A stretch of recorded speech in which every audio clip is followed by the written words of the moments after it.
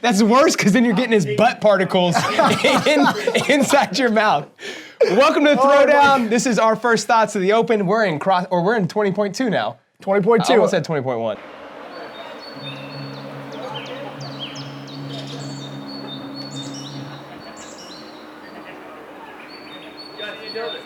CrossFit Open 20.2.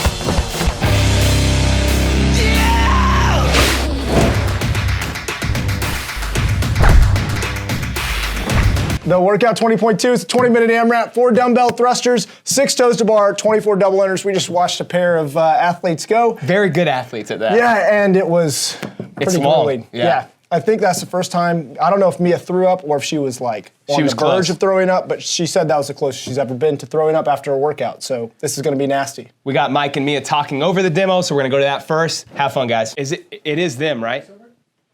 Well, I thought that I asked you 14 cool. No, times. Hey, we don't have to get angry about it. We're just gonna move on. Brandon. All right, we got Mike and Max going over the demo, even though Max didn't do the workout yet. So I don't know why Max is talking over the workout when he hasn't done it. Yeah. Oh. All right, we got Mia and Max now talking over the workout. This is the third iteration of this. I'm not really sure what's going on. Maybe by the end, no one will talk over the workout and it'll be 20 minutes of silence as they do the workout. Have fun. And he's off. Oh, look at that. He's off. She's off too, Mike. She's standing right here. She did it with you. And she beat you.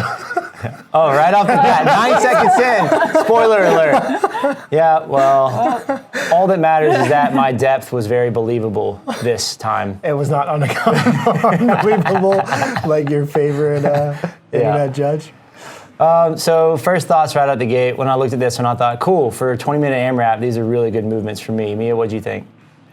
Yeah, it isn't really something that bottlenecks too much unless you're limited on toes to bar, but it's not like a 20-minute workout that has big sets of muscle ups or something that's going to slow you down. So you start fast and you stay fast. I kind of like this for less talented physical specimens like myself because the rep scheme on toes to bar is small enough that it makes me believe that I'll be able to go unbroken the whole time or break it up into sets. Whereas like if it's 10 per round for 20 minutes, it's almost a guarantee that I'm not even going to try. Yeah. I mean, immediately when 20-minute AMRAP comes out, I'm like, crap, no matter what it is, like I have to operate for 20 minutes. Like, so that already sucks. But when I think of the movements, I'm like, cool, you know, like I like dubs in high volume. That's pretty cool. Dumbbell thrusters are always a good thing. But when I saw that it was like only 4, I was like, this means like transitions are going to be so fast, you're just going to have to like run around like a bunny rabbit for 20 minutes. Mia, can we talk about the fact that you did double unders facing in opposite directions? Yeah, I did that on purpose, so I never had to Same here. to move my rope. Oh, you did? I just, whichever way the rope was facing, I just got in that way. So every round I faced the opposite way. No misses. It was a strategy. That's a very, very nice strategy. I like it.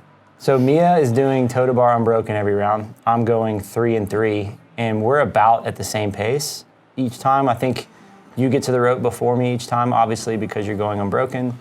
My double under speed's like a little faster, so I think maybe I was catching up a little bit there. And we were just about like round for round up until this point and a few more rounds after. Yeah, I think you guys are going to end at like 2:15 here-ish. So it means that's 2:12, 2:13 means you're on 45-second rounds. What it feel like? Do you even remember what it felt like at this point, or way too fast? I remember you knew right away. Yeah, I was like, shit, I'm out of breath. And I look at the clock and it said 2:15. I was like, what did I do? I did it. I wrote 48 emails last week telling people how to slow down, and here I am, 2 minutes in of a 20-minute AMRAP, being a hypocrite. I do have to give you props, though, that you broke the toes to bar right off the bat. I know. I felt like we talked about it beforehand. I was like, that's one of those things that in 3 days we're going to be like, oh, that's the thing to do for like non-elite, you know, or sub-elite or whatever you want to call this, is like, you got to break up the toe to bar to like have a sustainable pace and use that as like your rest. I don't know if I agree with that because I'd classify myself as sub-elite, and I didn't think that breaking was necessary. So it might not just be so black and white. I would still consider you elite if you're going to be on a sanctional team. What'd you call me once? Like mediocre elite? Like that? That's accurate. I don't remember saying it, but... Well, I'm calling myself sub-elite right now. So yeah. This was a strategy. There's even classifications. Yeah, this is a strategy that works for me, for my fitness, for my shape right now. And my intent was it would allow me to slow down and break things up more. Yeah. It didn't, because I was still on 45-second rounds, which is a pace of getting 30 rounds in 20 minutes, which is way too fast. Yeah, I mean, 15 rounds would still probably be a pretty good amount of work for a lot of people that are like not super fit, that are just doing it recreationally in the open, and that's still 90 toes to bar in a 20-minute window. So some people just might not have that density built up. Yeah, I know people following the design did due to Brandon's statistics. I made sure that our sessions definitely went above that, but I think it highly depends on what people's training is leading into this, whether or not they're going to have to break that. Yeah. I mean, I think if you're like under 20 rounds, it's not necessary to try and go unbroken. Like, you can if you want, but it's not necessary. Like, you're seeing that we're able to do 45-second rounds without breaking them. But anyway, like, there's a bunch of different strategies. I think that's really the only movement that you should break up. There's an option to break up. Yeah. I don't think you want to try and break double unders. You could do 12 and 12 and probably still like keep your heart rate down and breathing down a little bit. But 24 double unders, if they're done unbroken, is still only like 12 seconds of work. So it almost makes sense to just do it and just take an extra rest on the back end of it, as opposed to doing 6 seconds of work, 6 seconds of rest, 6 seconds of work. Yeah. I thought that thrusters were the easiest part of the workout. What about you? I think it got to a point where there was no easiest part, and that includes rest. Like, all of it was just huffing and puffing. So there was no escaping it. Do you have your splits or no? So you guys are on some round right now, and it's 5 minutes in, so you're a quarter of the way into the workout, but you definitely are faster than your average pace, right? Yeah, I think even still here is like a pace faster than what I wanted to go. Oh, there's my pit crew coming in. You were like, what is he doing? And I was like, it's not even hot in here. Yeah, he asked if he wanted me to chalk the bars between rounds. I said, sure, wouldn't hurt, didn't matter. I remember this is like, in about 90 seconds, actually, I started taking big breaks here. Right there, I really wanted to put my hands in my legs. And I remember just thinking, damn it, Mia, like, take a break. I think it might have been after this round, I glanced at the clock, and that was my first moment of panic. No, my first moment was like 3 minutes in. Yeah, the clock's really close to you guys, too, so it's like really easy to see. It's like right there. I know, yeah. I mean, pacing obviously is important, but I felt so much better when I didn't know where I was. Like, every time I looked at the clock, it's like, oh, God. So I gave myself a hard time in the beginning of like going out too fast, but honestly on this one, like I did 3 rounds in warm up, and like that still didn't give me a good feel on how fast you need to go in this workout. So this is going to be one like, without seeing people do it and then seeing like elite people do it, sub-elite, whatever you want to call it, you're going to just have to kind of guess and gauge where your pacing's at in that. And then once you do it one time, you're just like, that's going to be your shot at it. And you're going to have to know that way.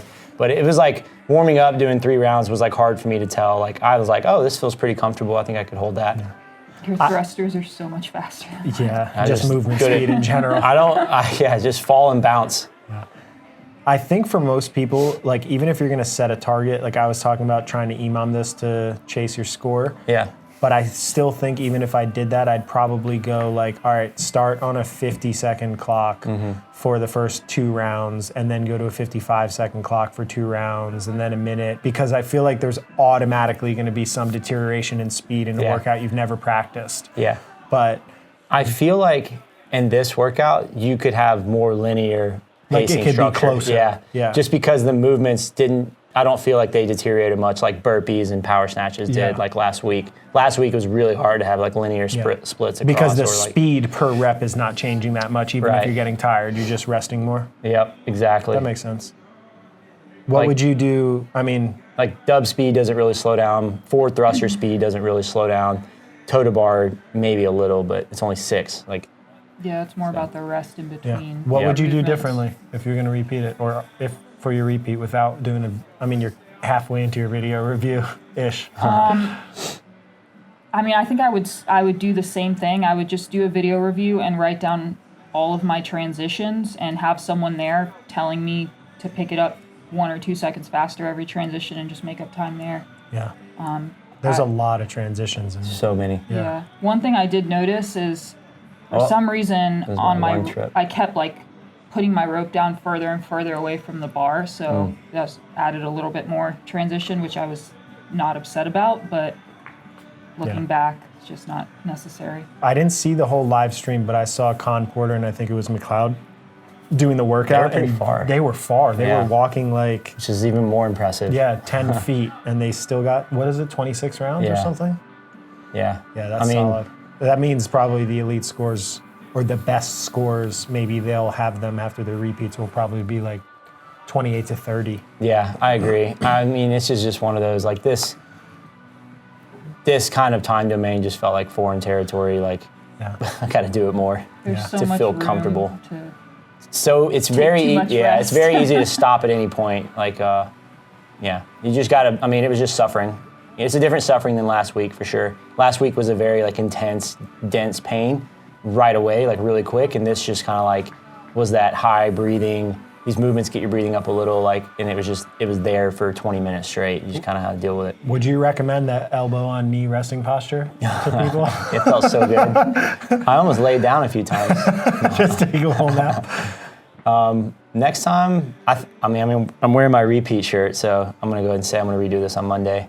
You're gonna get your mulligan in your competition against Mia. Yeah, I mean, I could, if I do a mulligan, I think I can make up. Well, we gotta let everyone know. So last week, Mia took a mulligan and redid the workout and beat Mike. So technically, she's 1-0 after week 1. Let's talk about how much too. How much was it? 1 second. 1 second. My 1 second defense- enough for a win. Yeah. Yeah. In my defense, I didn't glance at the clock for the last 2 rounds. I was just Were you trying gone? to go fast. Yeah. In the zone. And that's where it ended up. So if I redo this and I beat her score, then none of our redos count for the rest of the Open. Yeah. Basically, it's our first attempt as our score. Yeah. If I redo it and don't beat her score, it doesn't count. What? Yeah. It doesn't count as your mulligan? Your mulligan only counts if you beat the score. Who came up Because with you that could just rule? redo them all the time. I mean, I guess I was going to redo all of them anyways. So Yeah. It makes sense. Only one mulligan redo counts if you beat the score. Oh, okay. I didn't You can know that. retry all of them, but as soon as you use one, then it's over. Did you know about this? No, Yeah. but I guess it makes sense. Because if I wouldn't have beat him last week, I still would have said I had a mulligan. Exactly. Because then, like, you can just Yeah. mulligan the rest of the weeks. Oh, okay. Yeah. But yeah. That's So you not gotta- sketchy to me, yeah. but it's not my competition, so you guys do whatever you That's want. the rules we chose this year. All right, fair enough. I think I can make it up. I think I won't spoil it. We'll see how far ahead. So right now, she's on the dubs ahead of me. So not too far ahead still, but I am hurting. You can tell your rest breaks are starting to get a little longer. Brandy looked at me and she goes, when we got done, she goes, "You were white. You were white in the face 8 minutes in." I was like, "Hypoxic, I don't know."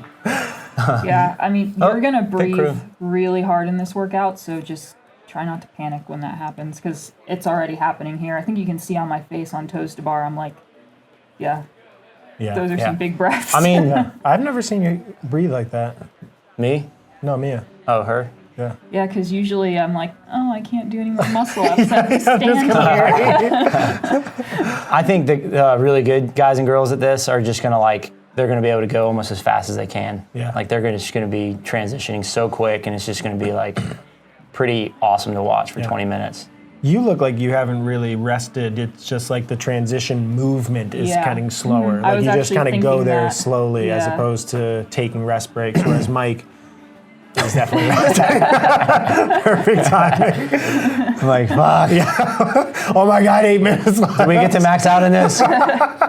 Yeah, I like put one hand on one dumbbell and one on the other. Yeah, it's just kind of like methodical and rhythmic. Whereas Mike's like, sprint, rest, hands on knees, sprint. I remember I'm doing this and I'm thinking about training this week. I'm like, all we did was sprints all week. I'm like, this is not helping. Why didn't I do a 10-minute AMRAP just to feel it? Oh, there's a rest, an arm wiggle. Have you always done, I'll bring it up when you come back to the dubs, but you stagger, your feet are staggered. Yeah, apparently. I've been, Kyle Ruth told me that Haley or Harper does jump roping on a balance beam in gymnastics class. Oh, I have wow. a balance beam at my house, so I've been trying to practice jumping up and down on it. It's really hard. It's made me think, Yeah. house is shaking. Dogs are barking, like, what is happening? Yeah, lady Yeah, just I looks at me jumped like, what are you doing? Well, Yeah. there's something to work on. You never noticed it before? Maybe not that bad. Yeah. I've seen actually You are seen a getting lot of farther people do away. that. Yeah, I was traveling a little bit. Yeah, I mean, it's one of those, it's like transitions are important, but it's also like if your transitions are short, then you're shortening your rest and your rounds are faster. But I'm like, I feel like if I spaced things out, I would have slowed down, and that would have helped me in the long run. So like the thing I'll change next time is to slow down my first rounds. So how will you, like if somebody's trying to go slow on this workout, where's the slowness coming from? Because you're not actually slowing 4 thrusters down. Right. Not slowing dubs down. Yeah. I think where I needed the most rest was, for me, not for you, this is different for you obviously, but before and after the double unders. Those I think got my breathing up the highest. The double unders did? Yeah. Huh. Yeah. For me, it was into the toes to bar, but only like at this point in the workout. Before that, not so much. And there was a point where Kyle Ruth yelled at me and he said, "You need to go 3-3 because you're resting too long." And I did it once and I didn't like it. Because then I just rested longer between the threes. I was finding different ways to kind of be like a little tighter with getting the dumbbells off the ground. Mia's doing like a long swing and kind of like squat clean. I was like kind of pulling them behind my legs and then just pulling myself down instead of standing all the way up. Yeah, it's weird. Mia is almost like she hasn't rested yet in terms of like stopped moving. Well, I guess until right here. But it's the transition, just motion gets like slow going from one spot to the next. Whereas Mike's got a way different strategy. Rest, in place, move, work. Yeah, I would like to play around with maybe a faster way to get into the first rep. When I was warming up, I was trying to just like pull myself under, but then I would like catch the dumbbells too far forward. Yeah. Like, I'm gonna get no reps for depth if I do that. So. Yeah, I had a couple of rounds where it was like pulling me forward, but you gotta, like I said, like I felt like that was probably the easiest movement of the workout. But any muscular limitations? Like grip or arms or legs? No? For me, grip started to get a little tired, but it wasn't like I was gonna have to break any more than I was. Like, I mean, muscular limitations meaning like my inspiratory muscles. Yeah, just your breathing. Yeah. I'd say if a movement got tougher, it'd be the thrusters, but because it was just 4, it was never a question of do I break, do I take longer. I was trying to push into the transition in the thrusters and then into the double unders and then the toes to bars where I would rest. Yeah. This may be where I go through. I think if someone's pretty tight overhead, their shoulders will get a little tired because like trying to lock out dumbbell thrusters. I mean, we're gonna see a lot of people that are like starfishing them, like. But if you're a little tight overhead and you're like really trying to press and lock out, that'll definitely fatigue you more than doing 4 barbell thrusters. But really, like to me, this just felt like all respiratory. So she's a full round ahead of you now, right? Yep. Okay. Yep. And then you guys. And I'm just like, don't get lapped, you chump. So 16:20-ish is when you guys both finish. So let's see what a round takes at this point in the workout relative to 45-second initial rounds. Oh, I don't want to see this. Sorry. I feel like I'm like, man, more thrusters. Like it felt like Mia was saying, it felt easier to breathe while moving than stopping. Yeah. Stopping, just like that's when it would hurt, and it was like if you just kept going, then somehow it calmed your breathing because it like you're kind of moving. Yeah, you're a little rhythmic with it, and this is my round of 3-3, and as soon as I dropped, I was like, you guys were that was a synchro rest. Oh man, I wish in the open they were doing team stuff. This would be a fun like synchro. partner or like workout. 𝐂𝐲𝐜𝐿 because they'd be sprinting the That'd movements. be nasty. Yeah, I'd rather do it synchro. Yeah. Like dubs, you just have to finish at the same time, and then thrusters and toe to bar have to be synchro. So we're at about 1:05 for Mia. I started at 30. No, you started at the 20. You finished. Okay. So 1:15. Okay. Rounds. So that's it's only a 30-second drop off from a 45-second round. Oh man. That's laughable now, but that's bad. Yeah, that could be what mine looks like. This part of the workout. That's bad in short intervals. Yeah. Just be ready to be tough because it's like you think in a 20-minute AMRAP, like 2 minutes left, that's nothing, but it's still like 2 rounds at least. Yeah, it's still 10% of your total work, and it's so easy in that back half of the workout to just not push because it's so uncomfortable. Yeah. That happened to me in 20.1 on the. I told myself like the 9th set of burpees, you got to start your push and just push through those, pick up the bar. And then I got into the workout and I was like, You can't push yet. You start your push after the snatches. You can't push. Yep, I think this is definitely one that I think an easy redo on this one for sure. Like, I haven't. What's the contraction volume look like? It's really just a toes to bar. Depends on if you're doing 20 rounds. That means you're doing 120 toes to bar in 20 minutes. That's not that many reps like the density per rep per minute is not that high doing that. But that again is for people that are accustomed to a pretty high level of training volume. For somebody that is going to do, 15 rounds, 90 toes to bar might be a pretty big volume that might make their abs sore. I'm not really entirely sure. I think it's definitely one that if you redo it with a plan, you can do better without having to try harder. Yeah. You're just basically working smarter instead of like suffering better. Right. Yeah. But you almost have to like go through it first to be able to do that. Look at the camera zooming out because you're like, you're getting way over there. Yeah. I definitely traveled. Yeah. Yeah, I definitely need to put 2 hands on the dumbbells at the same time and start going like, Yeah, I did notice that this is also a hard, like when in the sprint for 20.1, there's like a very noticeable uptick in pace. This was hard too. Yeah, it's hard to kind of have a finishing kick. Like you're moving a little bit fast with your squats, but you're not going to make up that much time. So I feel like people, if they are going to think about a finishing kick, it's a couple minutes out. I think it counted. I think it said 0 and toes hit. All right. Yeah, I like was trying to speed up, but like definitely a harder kick than last week to do. Just I don't know why exactly, to be honest.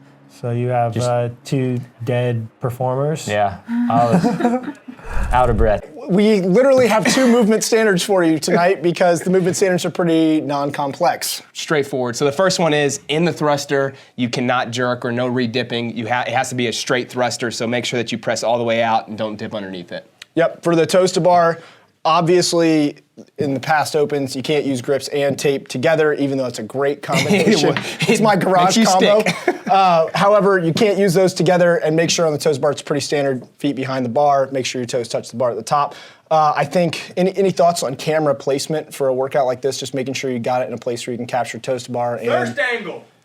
The what? The thirst angle. What's the thirst angle? The thirst angle, dog. Be putting it right behind their butt for all the...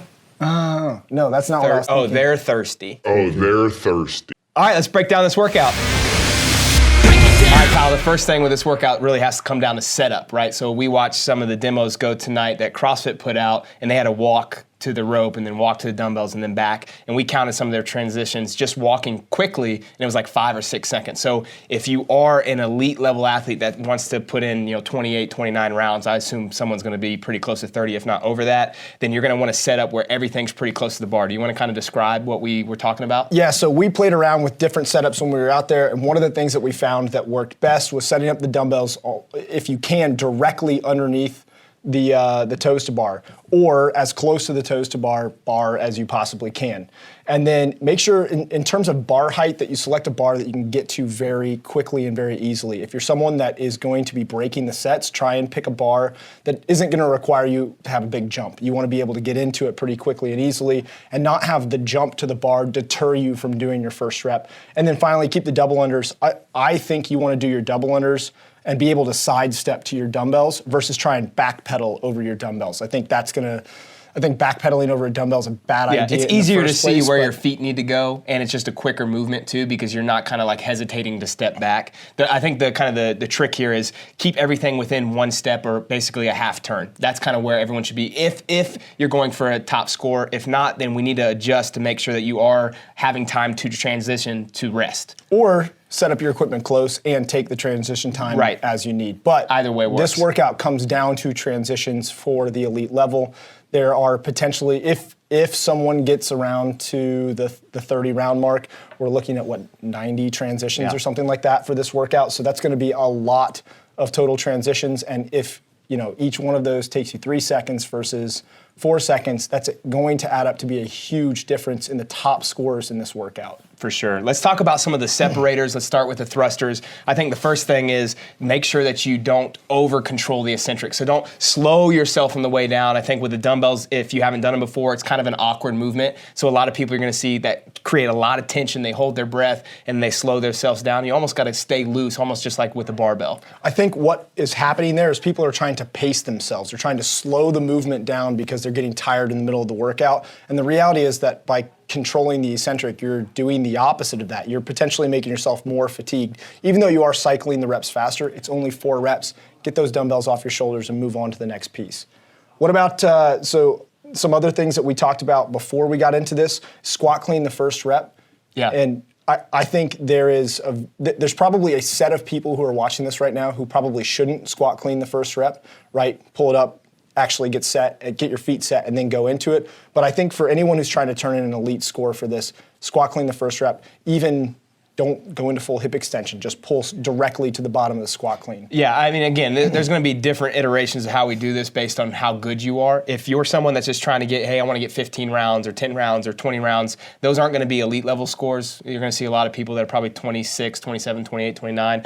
Then you don't need to squat clean. And also you need to think about like, okay, I need to make sure it's in a good position so that I don't get a no rep. For those that want to have a really good score on this, it's a quick squat clean, and then again, as fast as you can, getting the 4 thrusters done quickly. And the feedback we got from Mike and Mia is that's the easiest part of the workout. Yep. But you need to keep in mind that if you do 20 rounds, then you're already doing you're doing 80 plus thrusters, right? If you do 25 rounds, then it's 100 thrusters or close to. When it comes to thrusters in a CrossFit workout, that's actually not a lot of thrusters in an open workout. However, I think combined with all the other movements in this workout, that can definitely start to add up, especially given the fact that toes to bars are going to keep your quads under tension. The double unders, depending on how efficient you are going to keep your quads under tension, and then you're going to carry that into the thruster. I don't think we should count out the impact of the thrusters, but just understand that it's probably not the most important movement of the workout. Yeah, for sure. For the toes to bar, I think the first thing that we saw watching some people and then obviously watching Mike and Mia go is you have to earn those unbroken sets. So if your rest breaks, what my thought would be is stay linear across. If they become, you're resting too much is the better way to put it, then you need to break those sets. And it's okay to go 3-3 or 2-2-2 as long as your total rest time is shorter than what your linear rest time would be. Yeah, I think the way I was looking at it is when Mia was in the middle of the workout, she only had one set that she ended up breaking. And basically she was starting to get closer to like 10, 12 seconds of transition time between the thrusters and the toes to bar. And basically what I said was, hey, you're going to have to earn the right to continue going unbroken on these toes to bar, or else you're going to have to get up and do 3, drop and do 3, and the next round she cut her rest time to 5 seconds, which is what she needed to do in order to put in a pretty good score on this. And I think that's the reality in this workout, is if you want to maintain unbroken sets on the toes to bar, and you're not at the elite level and hitting 27 rounds plus where you have no choice but to go unbroken, you have to make sure that the toes to bar themselves take less time than you're resting. For sure. And then the other thing would be, if you're elite, you need to stay tight and be pretty quick on the toes to bar. If you are, just like the average CrossFitter or even top 10%, it's probably a longer, smooth kip where you're breathing throughout. Yeah, I'm gonna do that just because it's gonna get my abs off tension. So one of the issues that I could potentially have is like ab cramping by the end of this workout with the number of toes to bar that I'm gonna get to. So for me, opening up at the back, getting a full breath or a full inhale when my legs are back and a full exhale when my toes touch the bar, that way I can breathe within the cycle.